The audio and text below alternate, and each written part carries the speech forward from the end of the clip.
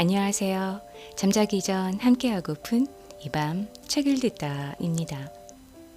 한국을 대표하는 소설 그 두 번째 작품으로 강경애의 원고료 200원을 준비했습니다. 이 작품은 1935년 신가정에 실렸던 작가의 자전적 소설로 후배 K에게 보내는 편지 형식으로 진행됩니다. 강경애는 1906년에 태어났고 1944년 39세라는 젊은 나이에 병으로 세상을 떠나죠. 이 글을 읽는 동안 주인공에 대한 연민으로 눈물을 훔쳤습니다. 하지만 중반 넘어서면서 남편은 꼭 그래야만 했는지 화가 나더군요. 후반부로 갈수록 사회주의 색채가 짙어지지만 그 시대를 살아온 젊은 지식층의 모습이었다고 생각합니다. 참고로 200원은 현재 가치로 보면 2천만 원이 된다고 하네요. 과연 주인공은 2천만 원을 어떻게 사용할까요?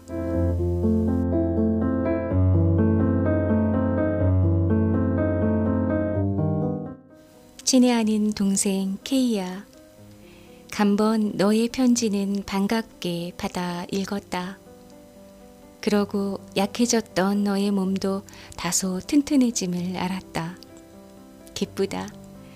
무언이 해야 건강밖에 더 있느냐. K야, 졸업기를 앞둔 너는 기쁨보다도 괴로움이 앞서고 희망보다도 낭망을 하게 된다고. 오냐, 네 환경이 그러하니만큼 응당 그러하리라. 그러나 너는 그 괴로움과 낭만 가운데서 당연히 깨달음이 있어야 한다. 그래서 기쁘고 희망에 불타는 새로운 길을 발견해야 한다. K야, 네가 물은 바 이 언니의 연애관과 내지 결혼관은 간단하게 문장으로 표현할 만한 지식이 아직도 나는 부족하구나. 그러니 나는 요새 내가 지내는 생활 전부와 그 생활로부터 일어나는 나의 감정 전부를 아무 꾸밀 줄 모르는 서투른 문장으로 적어 놓을 터이니 현명한 너는 거기서 버릴 것은 버리고 취하여다고. K야, 내가 요새 D신문의 장편소설을 연재하여 원고료로 200여 원을 받은 것은 너도 잘 알지? 그것이 내 일생을 통하여 처음으로 많이 가져보는 돈이구나. 그러니 내 머리는 갑자기 활기를 얻어 온갖 공상을 다하게 되두구나. K야, 너도 짐작하는지 모르겠다마는 나는 어려서부터 순조롭지 못한 가정에서 자랐고 또 커서까지라도 순경에 처하지 못한 나는 그나마 쥐꼬리만큼 배운 이 지식까지라도 우리 형부의 덕이었니라. 그러니 어려서부터 명일빔 한번 색들여 못 입어봤으며 먹는 것이란 언제나 조밥이었구나. 그러고 학교에 다니면서도 맘대로 학용품을 어디 써보았겠니? 학기 초마다 책을 못 사서 울고 울다가는 겨우 남의 낡은 책을 얻어 가졌으며 종이와 붓이 없어 나의 조그마한 가슴은 그 몇 번이나 닮아거렸는지 모른다. K야, 나는 아직도 잘 기억한다. 내가 학교 1년급 때 일이다. 내일처럼 학기 시험을 치겠는데 나는 종이붓이 없구나. 그래서 생각도 못해서 나는 옆에 동무의 것을 훔치었다가 선생님한테 얼마나 꾸지람을 받았겠니? 그러고 애들한테서는 에이, 도적년 하는 놀림을 얼마나 받았겠니? 더구나 선생님은 그 큰 눈을 부라리면서 놀 시간에도 나가 놀지 못하게 하고 벌을 세우지 않겠니? 나는 두 손을 벌리고 유리창 곁에 우두커니 서 있었구나. 동무들은 운동장에서 눈사람을 만들어 놓고 손뼉을 치며 좋아하지 않겠니? 나는 벌을 서면서도 눈사람의 그 입과 그 눈이 우스워서 킥 하고 웃다가 또 울다가 하였다. 개야, 어려서는 천진하니까 남의 것을 훔칠 생각을 했지만 소위 중학교까지 오게 된 나는 아무리 바쁘더라도 그러한 마음은 먹지 못하였다. 형부한테서 학비로 오는 돈은 겨우 식비와 월사금밖에는 못 물겠더구나. 어떤 때는 월사금도 못 물어서 머리를 들고 선생님을 바로 보지 못한 적이 많았으며 모르는 학과가 있어도 맘 놓고 물어보지를 못했구나. 그러니 나는 자연히 기운이 죽고 바보같이 되더라. 따라서 친한 동무 한 사람 가져보지 못하였다. 이렇게 외로운 까닭에 하느님을 더 의지하게 되었으니 나는 밤마다 기숙사 강당에 들어가서 목을 놓고 울면서 기도하였다. 그러나 그 괴로움은 없어지지 않고 날마다 달마다 자라만 가두구나. 동무들은 양산을 가진다, 세루치마 저고리를 입는다, 털목도리 자켓을 짠다, 시계를 가진다. 지금 생각하면 그 모든 것이 우습게 생각되지만은 그때는 왜 그리도 부러운지 눈물이 날 만큼 부럽두구나. 그 폭신폭신한 털실로 목도리를 짜는 동물을 보면 나도 모르게 그 실을 만져보다가는 앞서는 것이 눈물이 드구나. 여학교 시대가 아니고서는 맛보지 못하는 이 털실의 맛.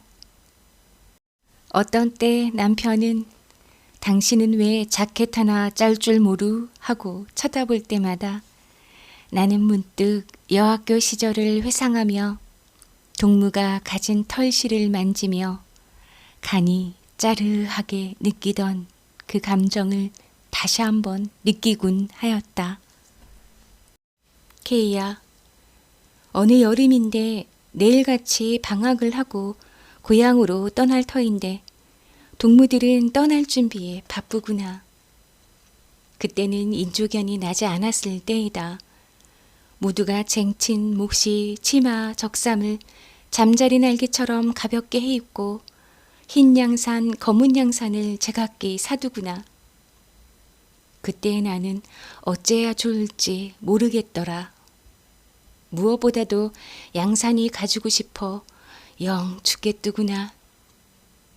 지금은 여염집 부인들도 양산을 가지지만 그때야말로 여학생이 아니고서는 양산을 못 가지는 줄로 알았다. 그러니 양산이야말로 무언중에 여학생을 말해주는 무슨 표현인 것 같이 생각되었니라. 철없는 내 맘에 양산을 못 가지면 고향에도 가고 싶지를 않더구나. 그래서 자꾸만 울지 않았겠니? 한방에 있는 동무 하나가 이 눈치를 채웠음인지 혹은 나를 놀리느라고 그랬는지는 모르나 대부러진 낡은 양산 하나를 어디서 갖다 주더구나. 나는 그만 기뻤다. 그러나 어쩐지 화끈 달며 냉큼 그 양산을 가질 수가 없더구나. 그래서 새침하고 앉았노라니 동무는 킥 웃으며 나가두구나.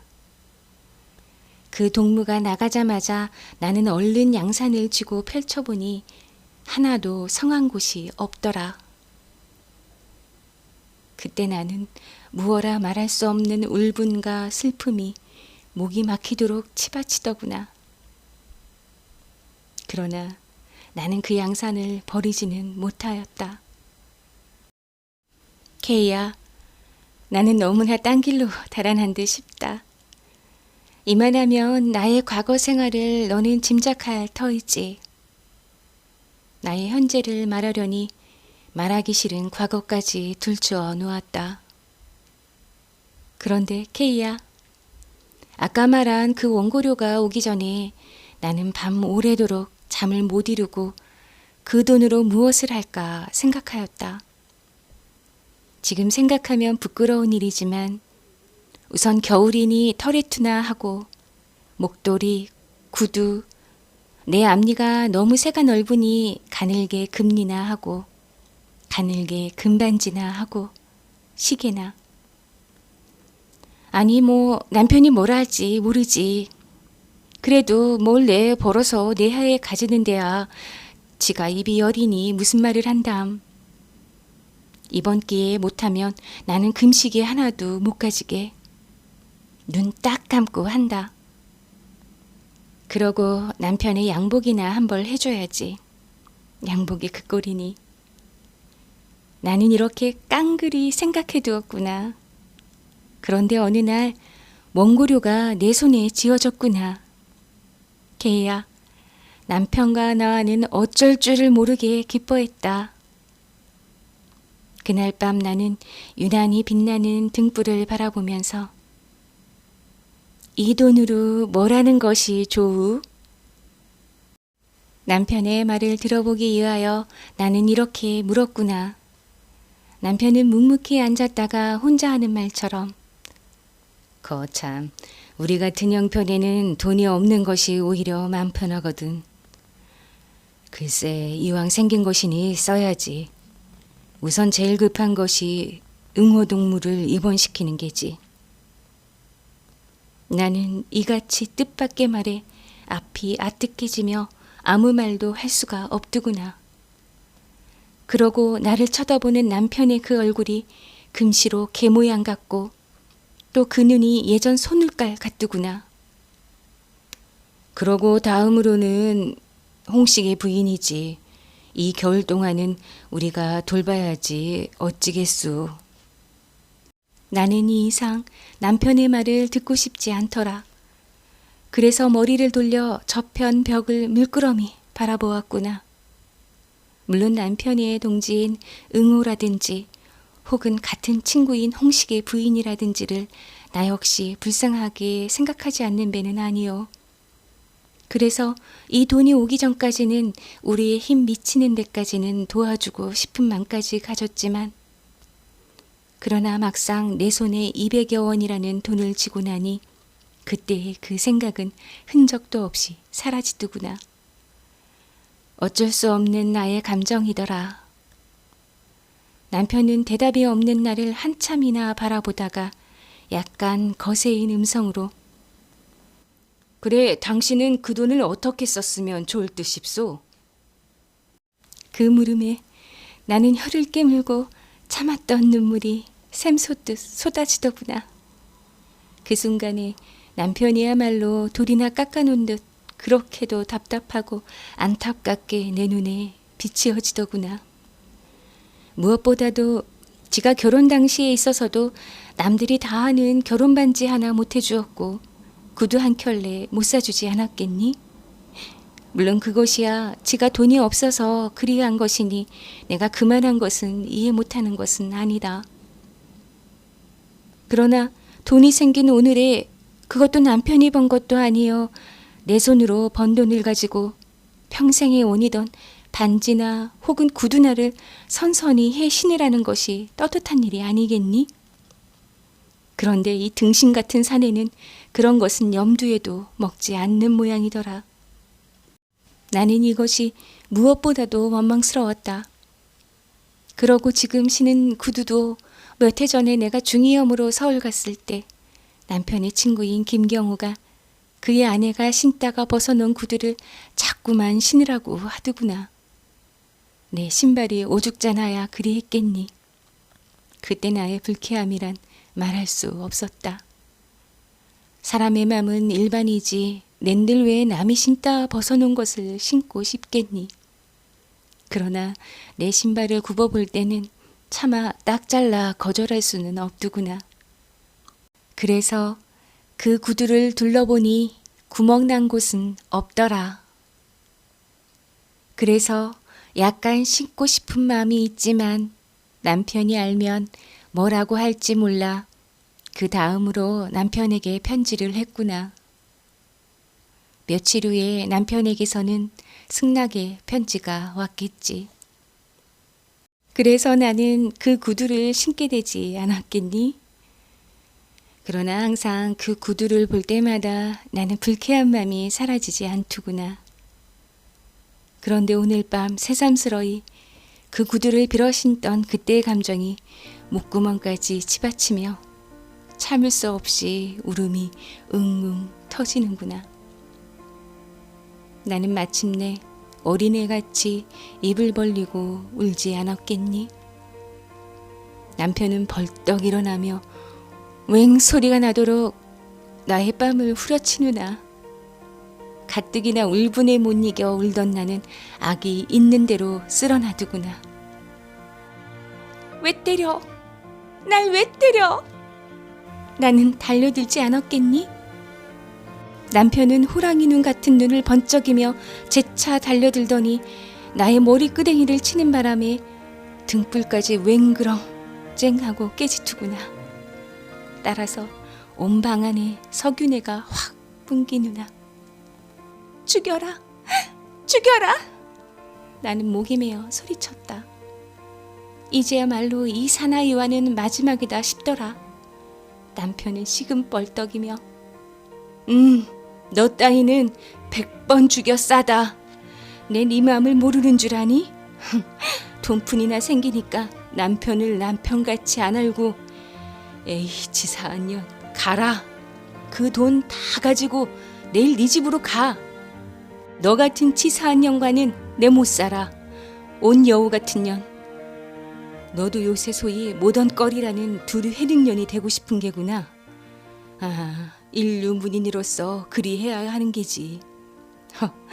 난 그런 인류 문인의 산에 될 자경은 못 가졌다. 머리를 지지고 볶고 상판에 밀가루칠을 하고 금시계에 금각 석반지에 토레투를 입고 입으로만 무산저여 하고 부르짖는 그런 문인이 되고 싶단 말이지. 당장 나가라.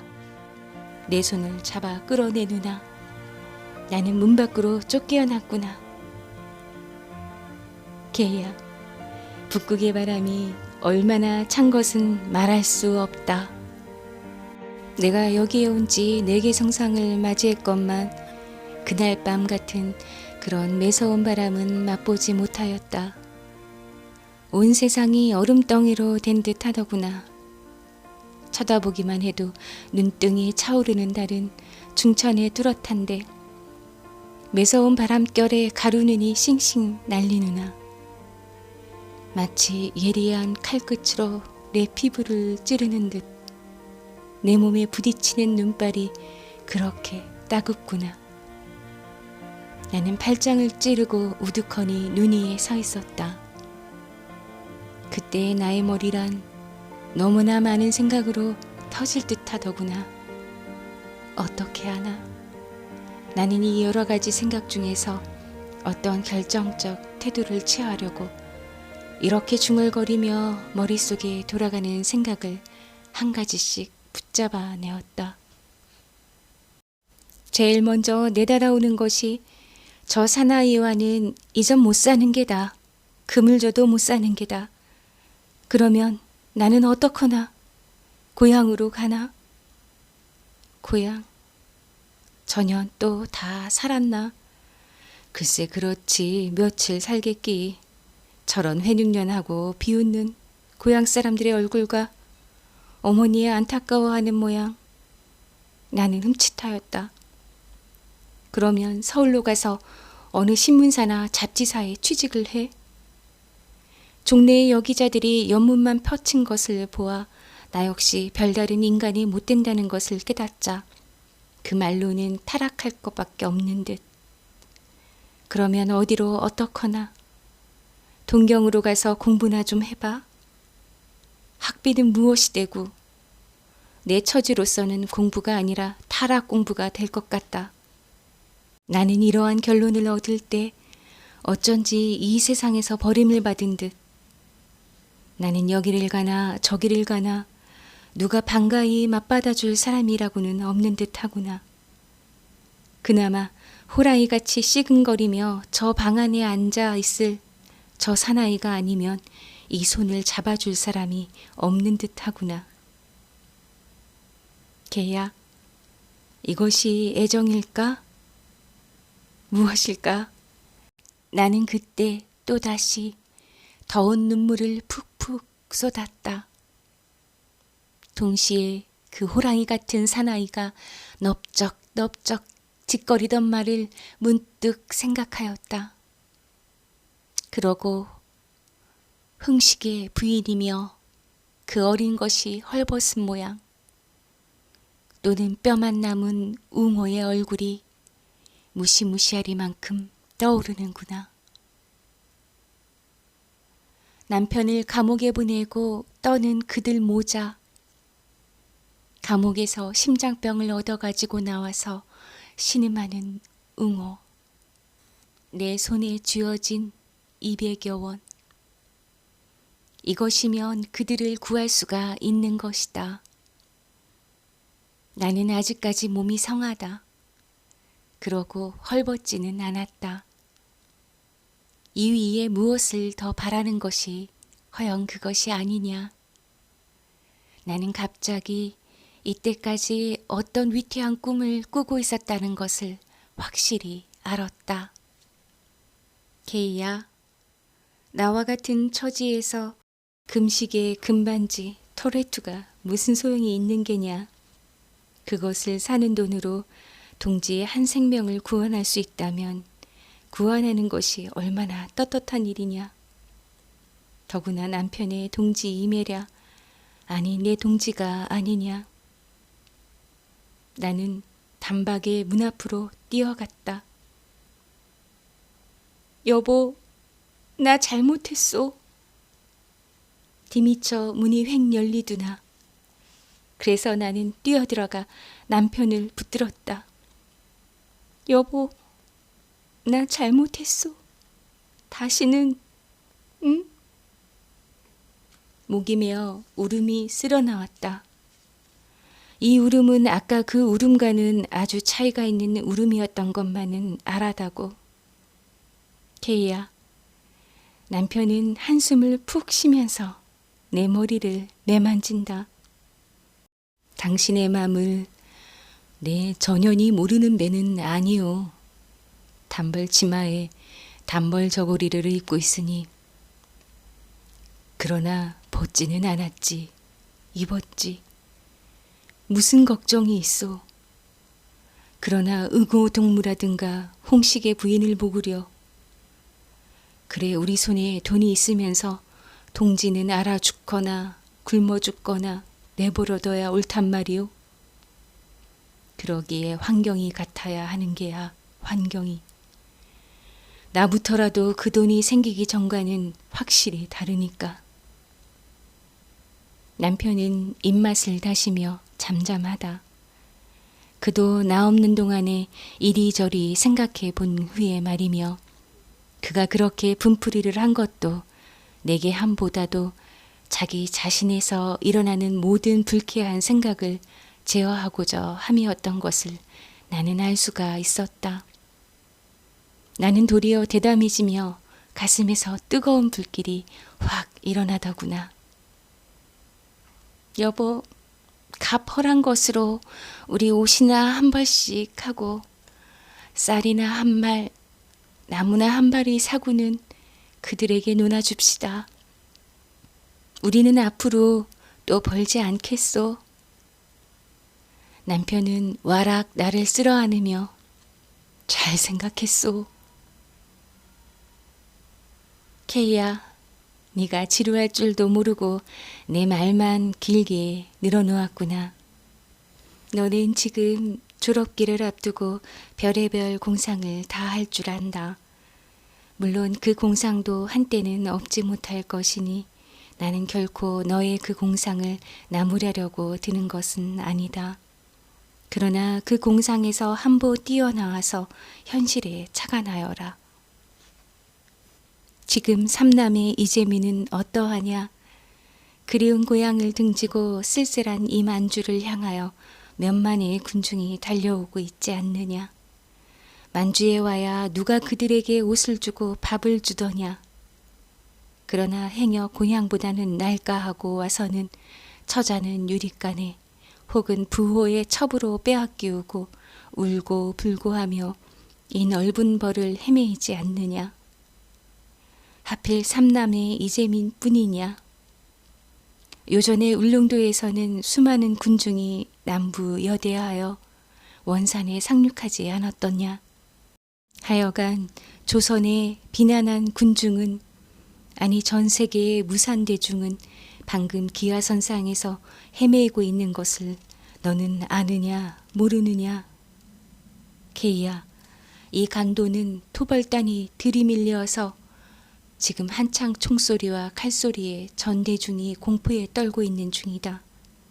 그러니 농민들은 들에서 농사를 짓지 못하였으며 또 산에서 나무를 베이지 못하고 혹시 목숨이나 구해볼까 하여 비교적 안전지대인 용정시와 국자가 같은 도시로 물려드나 장차 그들은 무엇을 먹고 살겠느냐?